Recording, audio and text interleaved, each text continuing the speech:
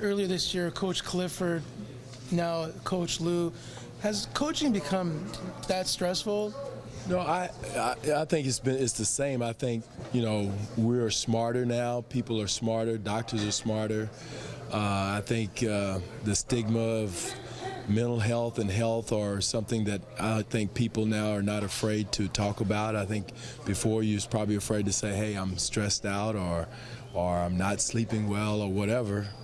And I think in today's, which it should be a situation where you can speak publicly about your health or mental health or whatever it is. So I think you're seeing that more and more now today than ever before. I don't think we've always had stress. There's always been stress in coaching, and and my thoughts and prayers are out to Ty, because the fact that he feels like he needs to be out and he needs that time to have medical attention, and so. But again, my best wishes to him and for a speedy recovery. During your earlier days, was there someone who instilled in you, Coach Casey, make sure you take care of yourself, make sure, you get enough sleep? I think a lot of it is common sense. I think in coaching you understand that the travel schedule, you try to get enough sleep. And again, it's something that whatever profession you're in, I think is very important, whether it's your profession or coaching. I think it's very important to understand that rest and eating properly, exercising properly is very important. And, there's nobody perfect, and not pointing fingers at something somebody's not doing, but, that's something we all should try to do, is exercise, eat properly, and sleep properly. Outside of that, Dwane, for you, you've been in this racket a long time, both as a head man and an assistant. What do you do away from it? I'm sure you do those things, but what else is there? Like, is there someone you talk to? You have a punching bag in your basement? What is it that you do to help deal with your stress? Well, one is I try to work out. My solace is to work out. One is spend time with my family. Try to get away from it as much as you can to spend time with your family, which is hard to do with the travel schedule. But working out is something I try to do religiously, and that for me, I don't drink and I don't smoke, but my it might help at times. It might help, but my thing is working out. Exercise does me the best, as far as relaxing or relieving stress or whatever, as much as possible. So that's what I do is either get on the pre-core and try to go 45, 50 minutes or whatever it is, and lift or whatever that is, and try to relieve stress that way. The mental and physical stress in preparation, and even just the games themselves. I was just saying this about you on the radio this morning. I don't think I've ever seen you watching a movie. You're always watching tape. You're always breaking down the game, and then you're on the sidelines, screaming and yelling in the stress of the game. Right. How do you turn that on and off to then be able to just chill for a workout or chill with the family? Well, it's a lifestyle. You get used to it, and I try not to take it home with me with the kids, and I try not to take it to the gym with me, but you do.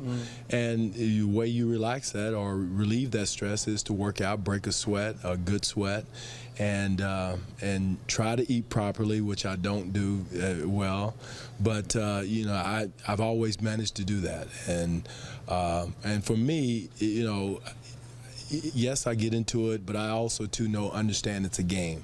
I don't get, believe me, the world is going to continue if you win or lose tomorrow. It's very important, yes, it's our livelihood, but yet and still there's a balance you have to have to make sure that you understand that it is a game.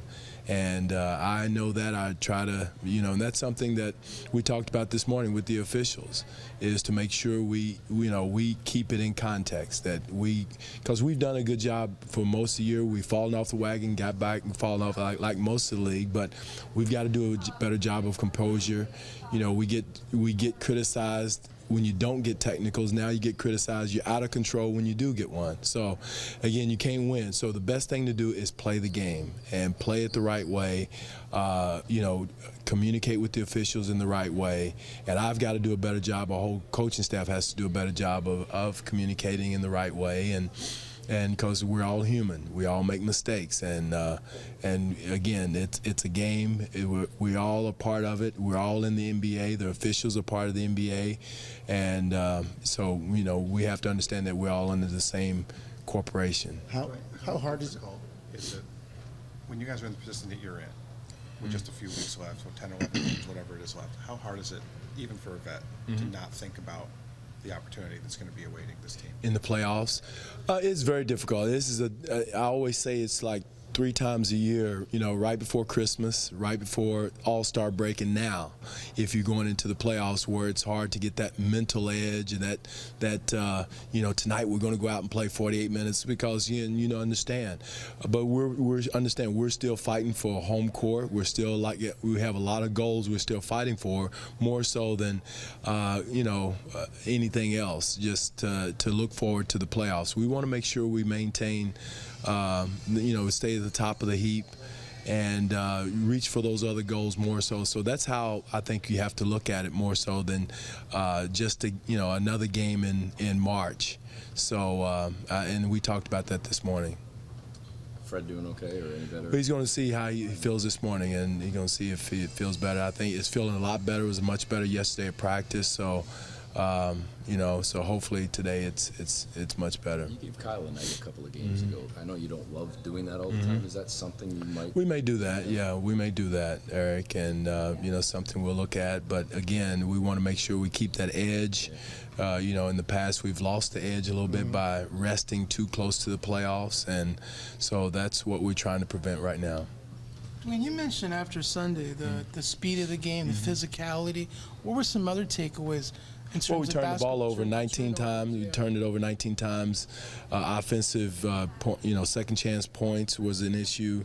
All those things were things that we kicked ourselves in the butt. Our one-on-one defense, pick and roll defense, which we had done a good job most of the year with, was not there. So, we did a lot of fundamental things wrong, other than, blaming it on the officials. To shoot ourselves in the foot, and it wasn't only that game. It was the game before that, in the Dallas game, and so. But we had enough in the tank to come back and win. But we got to make sure we stay sharp in a lot of different areas fundamentally, whether it's pick and roll defense, one-on-one defense, rebounding, offensively taking care of the basketball.